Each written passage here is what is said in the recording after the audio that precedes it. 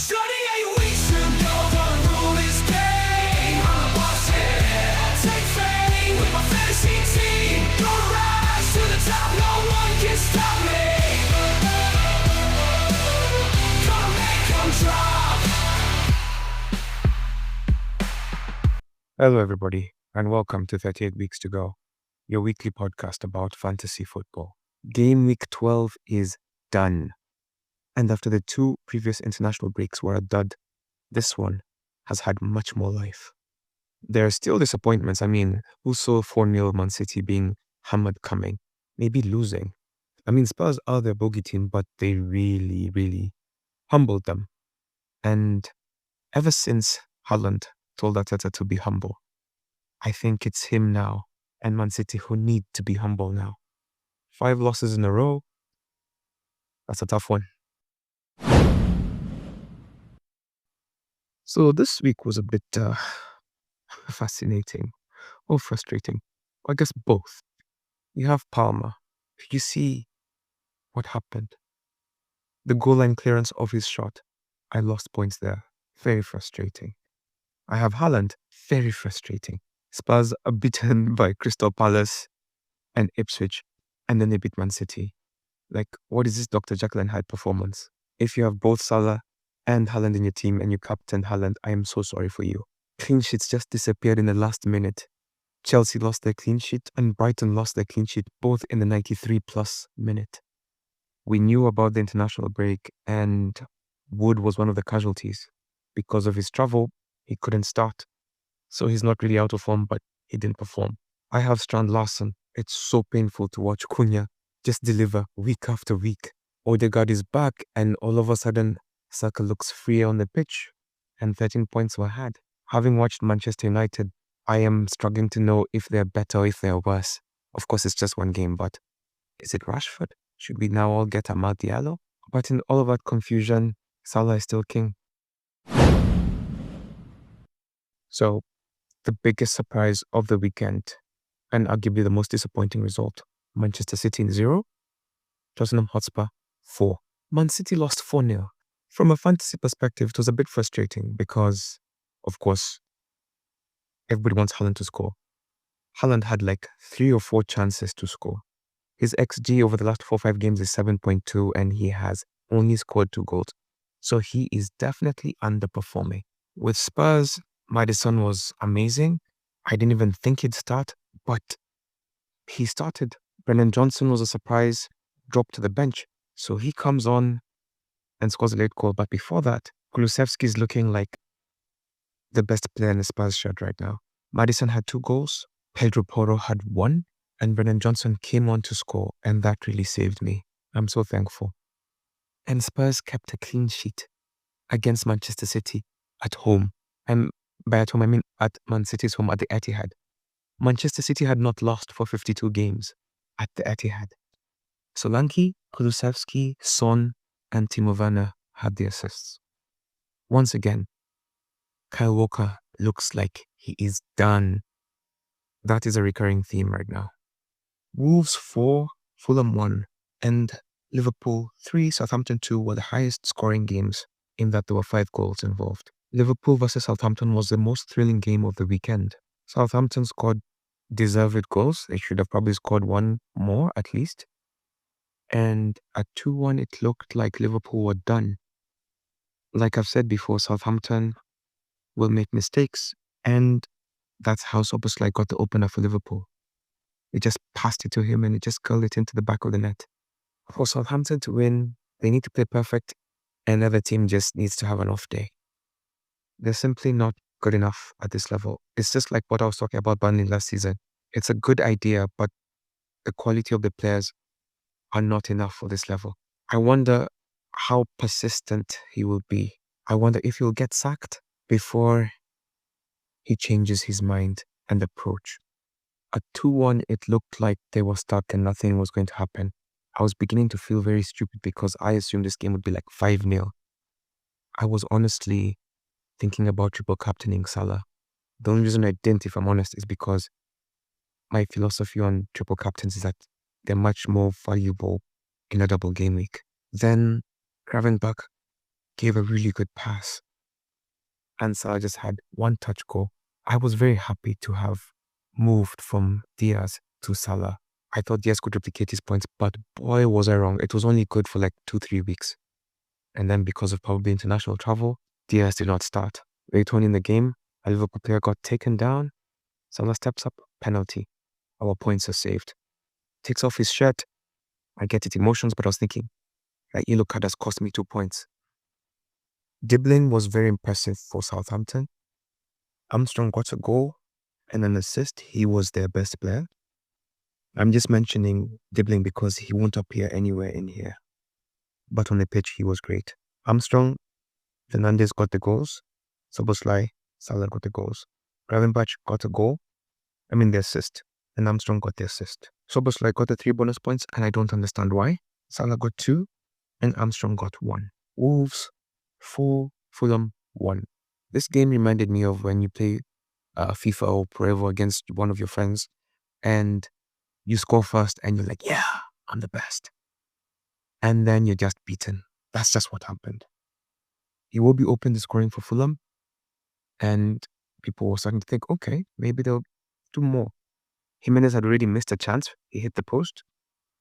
And then Wolves just came alive. Cunha had maybe 2 of the best goals you'll see this season.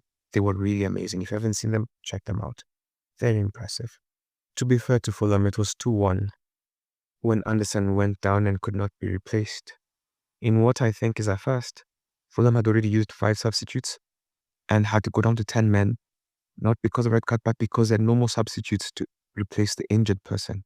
And after that, Wolves made their advantage count.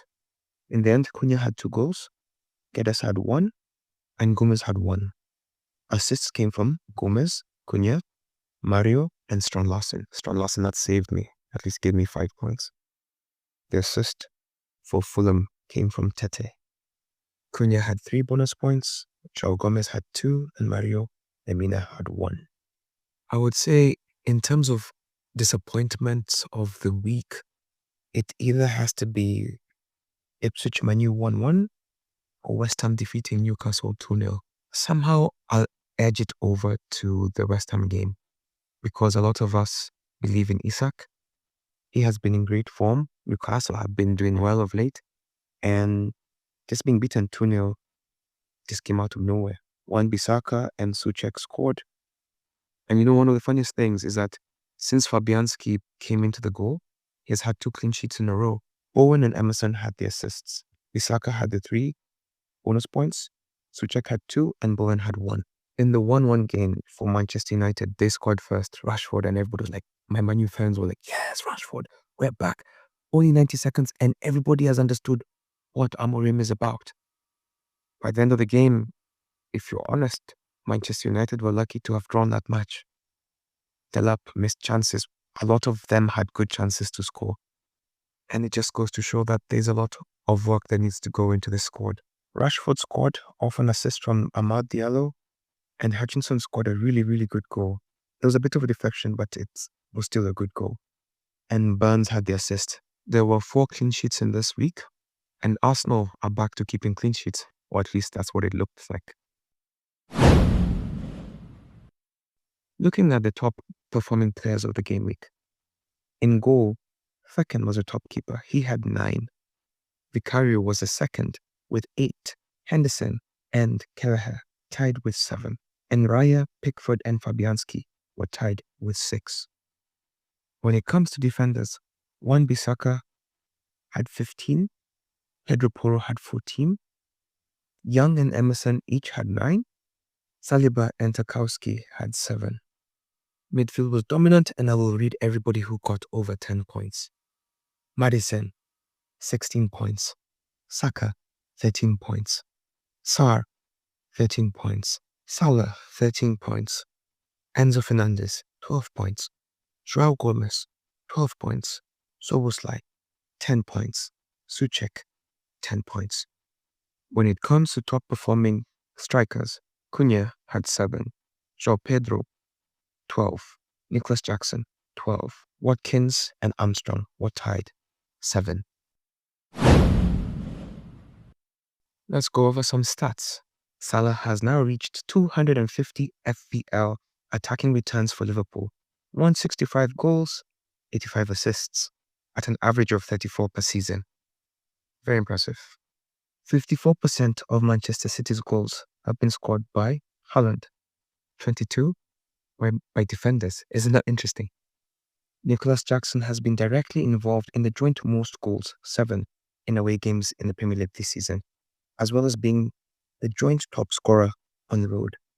5 goals, 2 assists. Marcus Rashford is a king of good first impressions. He has scored in his first Premier League appearance under 4 of the 5 different Manchester United managers. He scored for Van Gaal 2 goals in 2016, for Mourinho on his debut, for him versus Cardiff, for Solskjaer, and now he has scored for Amorim. He only didn't score in his debut for Ten Hag. Mohamed Salah's 17 goals and assists have been worth 17 points to Liverpool this season, the most of any player in the division. Without them, Chelsea would be leading the league table right now, and Liverpool would be 13th. Only Manchester City and Nottingham Forest have scored more goals from outside the box in Ipswich. City have scored 7, Forest 5, and Ipswich 4. Ruben Amorim is only the second permanent manager in Premier League history to see his side score within the opening 2 minutes of his very first game. The one who did it before him was David Moyes with Everton in 2002, not Man U. Manchester City are the first reigning top 5 champions to lose 5 games in a row in all competitions since Chelsea did it in 1956. A silly stat. James Maddison is the first Spurs player to score a goal on his birthday since Christian Eriksen did it in 2016, which was also against Manchester City. At 17 years and 247 days, Ethan Nwaneri is now Arsenal's second youngest goal scorer, behind Cesc Fabregas, who did it at 17 years and 113 days. Ollie Watkins has been directly involved in 50 goals in 80 Premier League games for Aston Villa, 35 goals, 15 assists. He is now outright the most of any Aston Villa player in the competition. He has now overtaken Gabi Agbonaho. Of all Premier League players to score at least 20 goals in the competition, Cunha has the highest percentage away from home. So get him when he's playing away from home. He's most likely to score than any other player you have. Watching the Liverpool game, I really thought Gravenberch was impressive. And now I've seen that he is the only midfielder in Europe's big 5 leagues to make both 30 tackles and 30 interceptions in all competitions this season. If you're wondering why Chelsea are looking so good, let me give you a bit of a hint. Moses Caicedo is the only player in the Premier League this season to win 50 plus duels, win 50 plus possession, win possession 50 plus times, make 30 plus tackles, and complete 500 plus passes. He leads in all of those categories. And this can help you understand why Man City are doing nothing. Rodri and Kovacic out, not good for them. Manchester City were unbeaten at home for 52 games until the Spurs game. That streak is now over. This is the most Man City have conceded by this point in November since the 09/10 season. This is the first time Man City have lost 4-0 under Pep. Manchester City have lost to Spurs, then they have lost to another team under Pep. This was the first time Arsenal have won 3-0 this season. Wolves have now won 2 games in a row. It's the first time they've won back-to-back since February. Watkins scored his first goal in 6 games. On the other hand, Bailey hasn't even scored a goal since April. Wolves winning this weekend was their first time to win away from home in 9 months. Cunha's recent performances have him 5th in terms of goal involvements this season, only behind Salah, Haaland, Palmer, and Saka. So he's literally in great company. Haaland was the most captain player, most selected player, most vice-captain was Palmer. But looking forward, Cunha is the most brought-in player this week with over 500,000 people bringing him in, followed by João Pedro with under 365,000 people bringing him in. Saka had been brought in by 344,000. Salah had been brought in by 233,000. And Pedro Porro is back, 215,000. On the other end, Haaland has been removed by over 500,000 people. So you can see it's probably a straight swap. People moving either to Saka, Salah, and Cunha. Luis Diaz, number 2. People have taken too long to do this. 166 people. 166,000 people.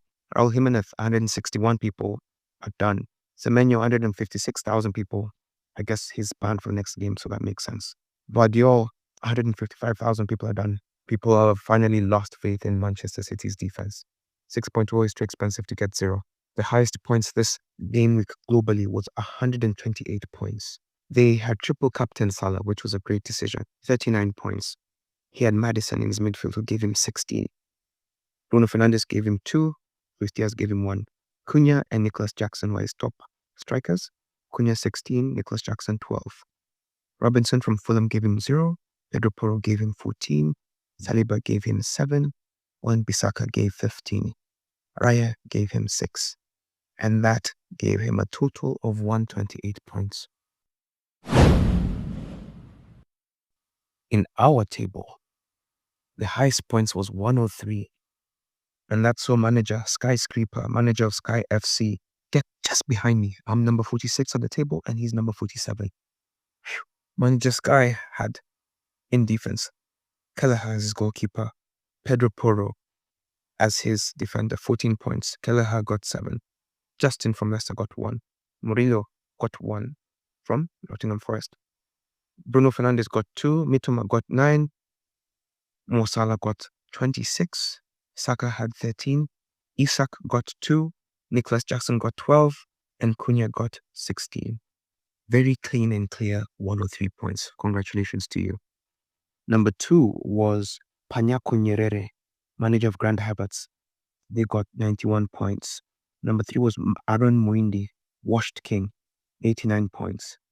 Sam Loud of Sam Loud FC had 89 points as well. Wrapping up the top 5 is SDKE, manager of Sakata. They got 87 points. When it comes to overall global rank, Grand Habits manager Panyako Nyerere has risen up by over 2.1 million positions globally. Well done. In our league, Mr. Sky FC manager Skyscraper has risen 67 positions. Well done to you, sir.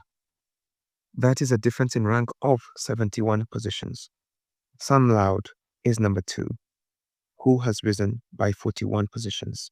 Skyscraper rose from 118 to 47. See what a game can do for you. It's wild. Manager Pepe Kale Bonaji has seen his team rise in value by 0.7. He has been having a few good weeks and his team is rising in value. The highest total team value belongs to Prabin GC's team, Pardiji FC. His team is valued at 103.3. In terms of the most transfers made this week, it's a tie for number 1, with Vinny McCory, manager Man City, making 11 transfers, and Don Clinton, the man, the legend, making 11 as well. In not so great news, Tata Lisjanovic, manager of TNM 28, had the most points on the bench. How many, you're wondering? 37. 37. 37 is a lot. So on his bench, he had Pedro Porro 14 points, Wan-Bissaka 15 points, Foden 2, and Pickford 6. You want to hear what his starting defense got? Vardiol 0, Virgil van Dijk 1, Digne 1. Fantasy can be painful. In number 2 was a tie between Ali Muddin and Amos Langat, who both had 28 points on the bench. Just looking at manager Don Clinton's team, he made 11 transfers, lost 40 points, and only got 53 points. That's painful.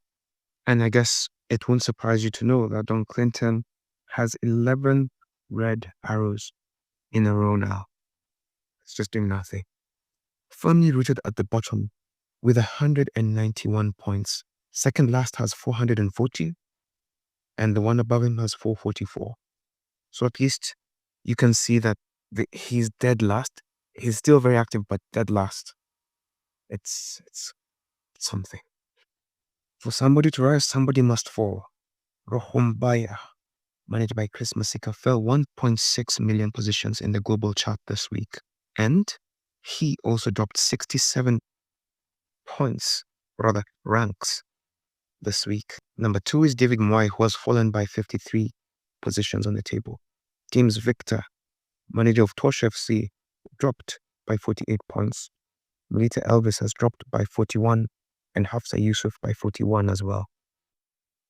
In terms of the lowest performer this week, manager Olu Collins, his team name is Olu the Analyst. His team got 15 points, 1-5. Okay, let me read to you his team. Okay, let me compose myself. Okay, so Leno, 0 points. Akanji, -1. Vadio, 0. Kukureya, 0. Sorry, 2. Dunk, didn't play. Palmer, 2. Luis Diaz, 1. Harvey Barnes, 1. Kulusevski, 6. Havertz, 0. Haaland, 4. And then his bench just did not play. He has Steele, Cresswell, Anthony, and Chiwome. None of them played. 0 points. And that gave him a grand total of 15. Just as we had the highest team value, the manager with the lowest team value is Freddie Faris, manager of FS ZLPBJ, 98.1 million. His team had gone down in value. And then worst team value change is Gradiax, whose team has gone down by 1 million. That's painful. When it comes to captain choices, for the first time, I think this whole season, there's been a flip. Mo Salah was the most selected captain this week, 128 points. Congratulations, all of us, for making good decisions. Number 2 was Haaland. 63 of us chose him as captain. Number 4 was Palmer. 17 of us chose him as captain. Number 5 was Bruno Fernandes. Manu fans, 9 of us chose him as captain. Solanke was next with 5 people choosing him as captain. Not bad. Saka, probably the biggest differential captain in our group, with 4 people choosing him as captain. Isak, 2 people chose him as captain. Havertz, 2 people chose him as captain as well. Luis Diaz, 2 people chose him as captain. That one must be so painful. Somebody chose Højlund as captain. My new fan, I know. I'm looking at you, Eddie. Duncan chose KDB as captain. That doesn't make sense. Nicholas Jackson, good call. 1 person chose him as captain. Coach Danso chose Watkins as a captain. Another great call.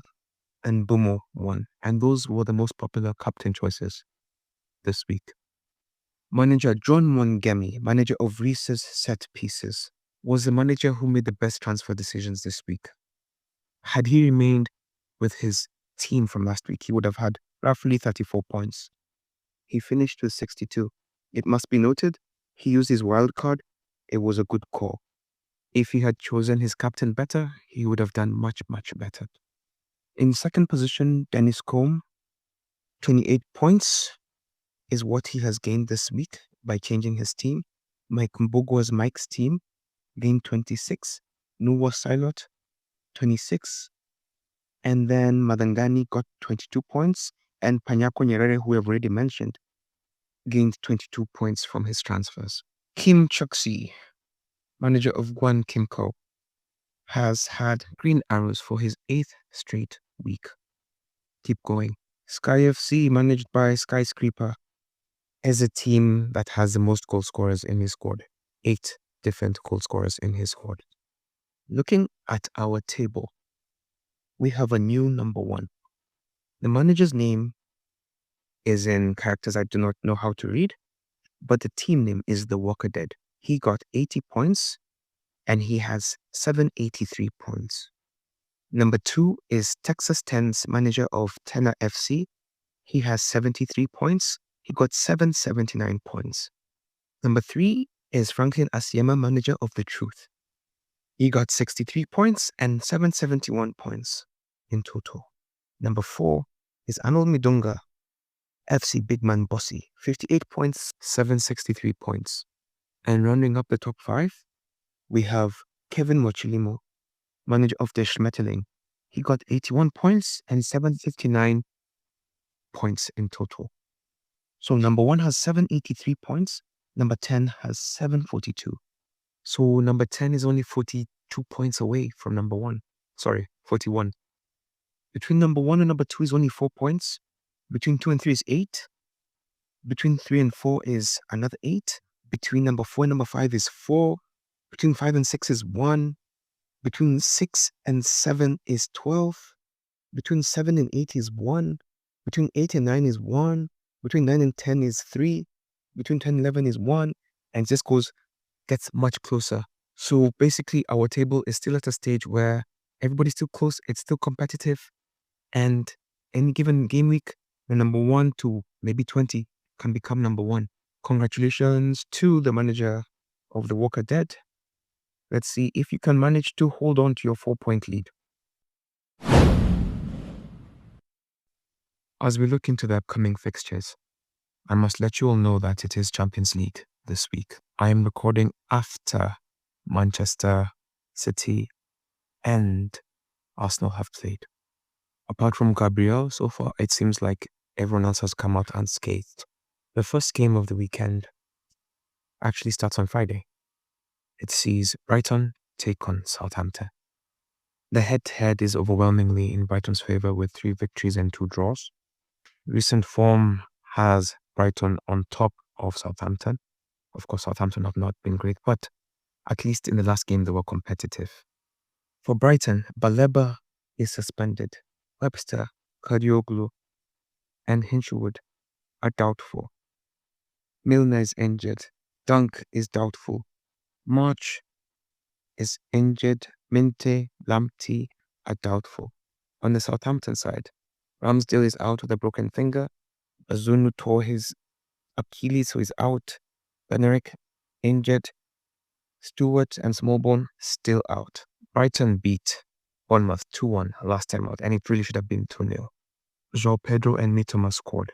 And those will be the first 2 players I'll recommend from them. And the third one would be Welbeck. Southampton have proven that they can score, so I wouldn't encourage entering the defense for this game. But if you already have the defenders, it's a good campo. Southampton were beaten by Liverpool, as it should have been, number 1 versus number last. But they were impressive. Armstrong, Fernandes scored. I would recommend Armstrong and Dibbling, and I guess Fernandes as well. Brighton's a favourite for that fixture, and they should win. On Saturday, the first game of the week sees Brentford take on Leicester. Leicester fired Steve Cooper, so it will be a new man at the helm, which means that this is a particular time when they are vulnerable. They took too long to fire Brendan Rodgers last time out, and I think this time they were like, no, we're not going to wait that long, and they just got rid of him. They will be having an interim manager as they try to decide who they will take. Leicester were beaten by Chelsea last time out, and they were second best in that game. Brentford drew with Everton 0-0 last time out. They had a man sent off, and that made their game a bit more complicated than it could have been. That man is no good, and he is suspended. Hickey, Gomez, De Silva, Ayer, and Henry are doubtful or injured. On the Leicester side, Harry Winks is out, Fatau out, Stolarik, Ankonje doubtful, Pereira out. It's really difficult to recommend a Leicester player right now, but I guess it'd be Ayu, Vardy, and Mavididi. Brentford finally got a reasonable clean sheet. I would still recommend Mbomo, Risa, and Damsgaard.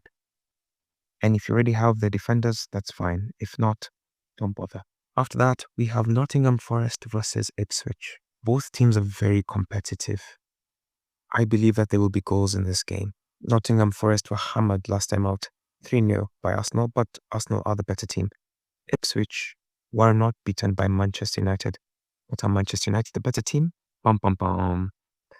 Anyway, if you're looking to get into Ipswich players, you have Hutchinson, Delap, and Smutsich. That's about it. Those are the players I would recommend based on, and you can choose the one which you need. Wood did not start, but I believe he will be back in the starting lineup after this game, so he remains number 1. So you have him, Hudson-Odoi, and maybe Yates. Yates would be a very interesting differential player. I'm not too confident in Nottingham Forest's defense, especially given who they will be playing, but you never know. Elanga picked up a knock and will be doubtful. Danilo and Sangare are both out for Forest. For Ipswich, Johnson is doubtful, Ogbene is out, Greaves is questionable, he might be back. Calvin Phillips, doubtful as well, although if you ask me, he shouldn't play. I don't know what happened to him, but he is a shell of himself. And Broadhead is unavailable. Wolves take on Bournemouth, and this is the Gary O'Neill derby since he managed Bournemouth before Wolves. Semenyo is suspended for this game, having collected 5 yellow cards. Other people unavailable are Scott, Araujo, and Sinistera for Bournemouth, while for Wolves, Napiu, Traore, Gonzalez, Johnston, Kaladzic, and Mosquera are unavailable. Their head-to-head is balanced, with both sides winning 2 and drawing 1. It tends to be a low-scoring game. Just listen to these scores. 1-0 Bournemouth, 2-1 to Wolves, 1-0 to Bournemouth, 0-0 draw, 1-0 to Wolves. In theory, it means that there's a good chance that one of these teams will get a clean sheet. Maybe just a matter of who. For Bournemouth, I would say Evan Nielsen, Kluivert, and maybe Brooks, since he scored, would be the 3 best players. And if you already have a defender, one of them might keep a clean sheet or score. And if you're choosing a defender, I would recommend either Kirkes or Senesi, depending on which one your budget allows. Wolves absolutely battered Fulham last time out. And if you're to choose a player from them, you have to have Cunha. I would say Cunha, Nicholas Jackson, and João Pedro are the hottest strikers right now. So if you're having a wildcard, just put those 3 and then figure out the rest. So I would say Cunha, Gomez, and Strand Larsen. And I've been promoting Ait Nouri. I won't stop now. He would be the other one I'd recommend, but he seems to be playing in a different role right now, so I'd be a bit hesitant. West Ham versus Arsenal. I honestly didn't expect West Ham to beat Newcastle, but again, here we are. Arsenal is a tougher fixture, and I still think Arsenal are favoured in this game. Kudus is still unavailable for this fixture. Fulkrug is also out. For Arsenal, Ben White is out until January. Tomiyasu is still out as well. And Gabriel is doubtful. I would say if you're getting West Ham players, Jared Bowen should be the one you get. And if you're getting 2, maybe Suchek. But I don't see why you'd get him except for his low price of, I think, 4.9. Outside that, I don't think you should get into defenders right now. I have Fabianski. I should have started him against Newcastle, but that didn't seem like the wise choice. But he now has 2 clean sheets in a row. I don't know what to do. Arsenal was simply too much for Nottingham Forest last time out, and they were, I don't even know what the word is now, just svelte against Sporting Lisbon, who are without Amorim now, so it's a different Sporting Lisbon. They beat them 5-1. I would say Havertz, Saka, Odegaard. But if you're one of those Martinelli Trossard people, have it your way. Last time out, Arsenal beat them 6-0. I don't think it'll be anything that impressive, but they are favourites. They have won 2 against West Ham, lost 2 to West Ham, and drawn 1 in their last 5 encounters. So even if recent form favours Arsenal slightly, it might be closer than we think. Sunday sees Chelsea take on Aston Villa. Aston Villa have been stumbling around of late. They're not as great as they were at the beginning of the season. I've got a theory that when these smaller teams get into Europe, just like Brighton did a few years ago, it really messes them up in the league because balancing everything is tough. They play Chelsea, who, on the other hand, have 2 teams, one for Europe and one for the Premier League. In their last 5 encounters, Aston Villa have won 3, drawn 1, and lost 1. And it makes sense. Chelsea have been in shambles recently, so that is a head-to-head that makes sense, especially given their opposite fortunes.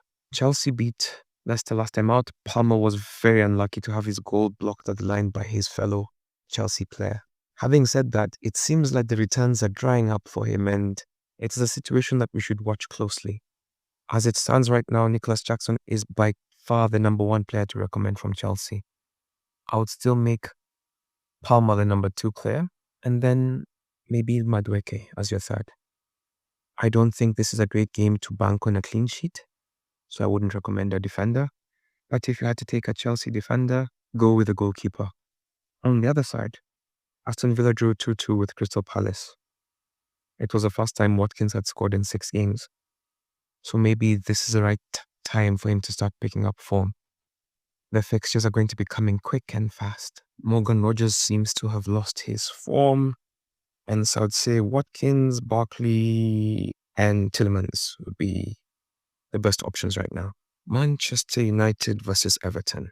On one end, you have a team that doesn't know how to win, and then and on the other end, you have a team that doesn't know how to score. And some people may argue Everton are both of those teams, while Manchester United is just the previous one. Having watched the first game of Ruben Amorim, I do not know who's going to benefit from this right now, except to say you have Amad Diallo, Rashford, and maybe Garnacho. Those were the 3 players that stood out to me from my layman's eye. So for me, the thing is, if Manchester United are able to score, I think Everton will just be beaten. If you could score even just half a goal, I don't know how Everton would score. They are really struggling to put something together. Now that Branthwaite is back, they're a bit more difficult to beat, but they're still beatable. But their defense is playing much better. So I'd recommend you to go with your Everton defender, be it Branthwaite, Pickford, or Mikolenko. And then up front, maybe Dwight McNeil and Di. I'm only recommending Everton defenders because that's really all that this team is good for. I mean, even against 10 men, they really couldn't threaten Brentford. Tottenham versus Fulham.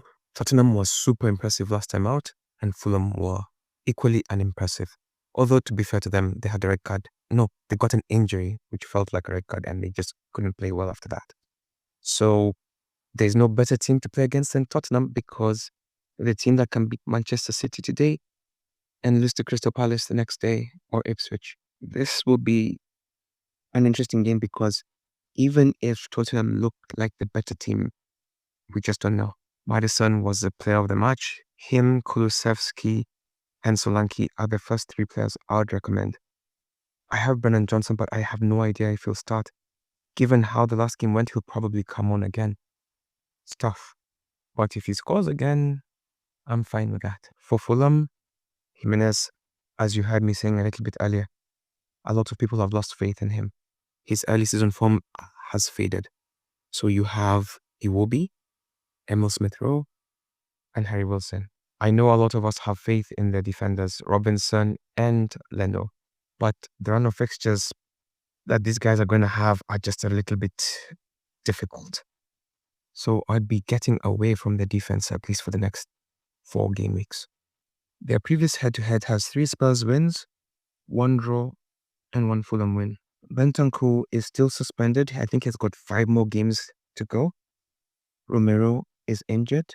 Vicario got surgery, so if you have him in your goal, remove him. Van de Ven is out. Moore is out. Richarlison is out. Odobert is out.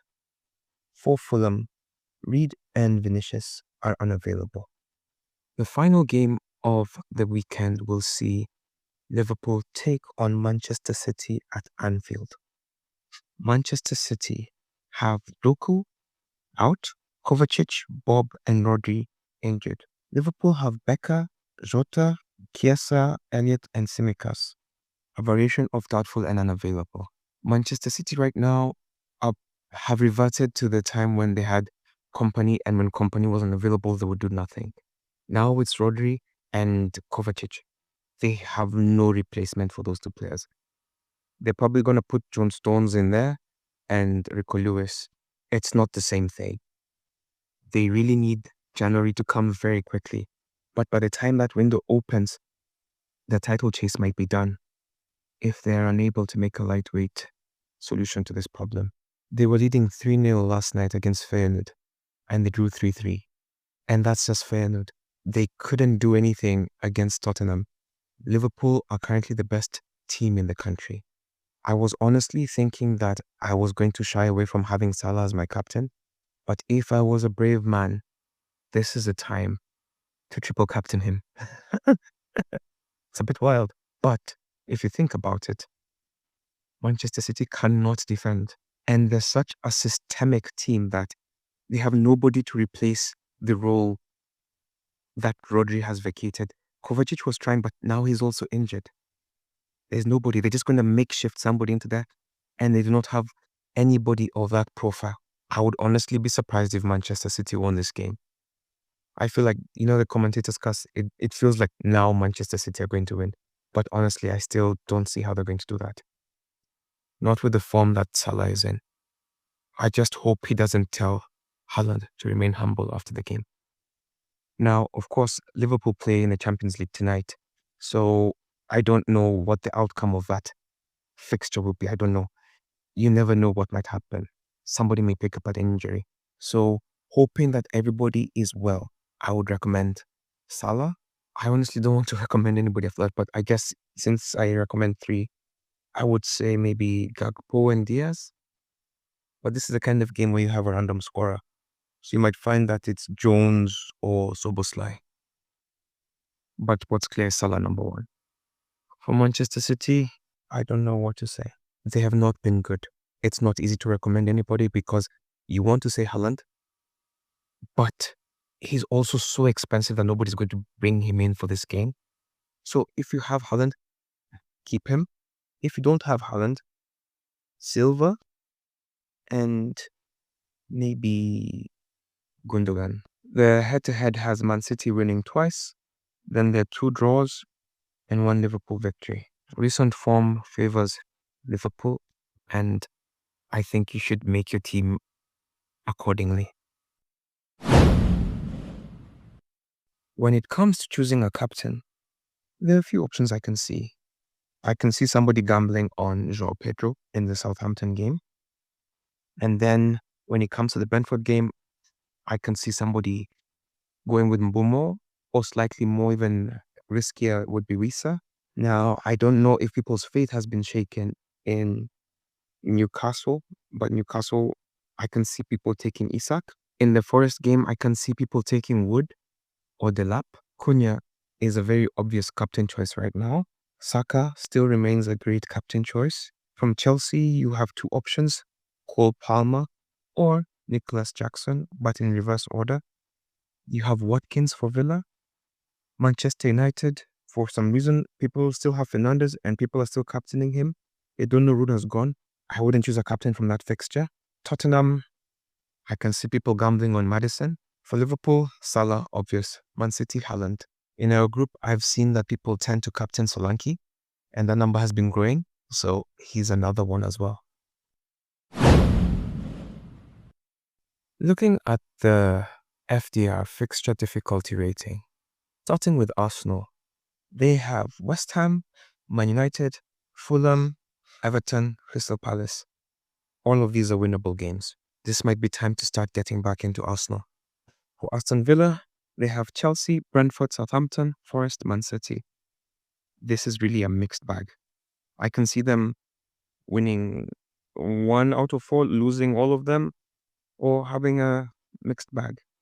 They haven't been in great form, so let's just see how they look after Chelsea. Bournemouth have Wolves, Tottenham, Ipswich, West Ham, Man United. Wolves game without Semenyo might be tricky. Tottenham, anything can happen. Ipswich as well, anything can happen. West Ham, anything can happen. Man U, anything can happen.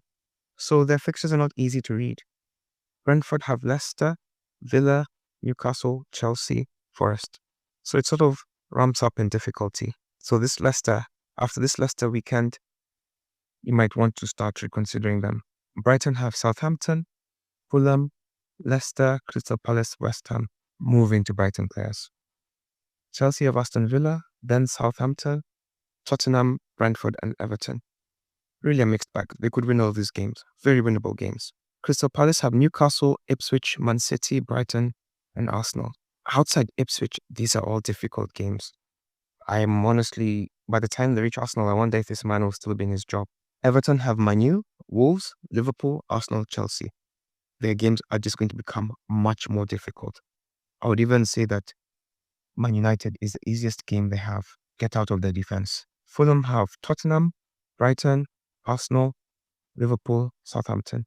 It's going to be a very tough stretch for them. Please get out of their defenders. Ipswich have Forest, Crystal Palace, Bournemouth, Wolves, Newcastle.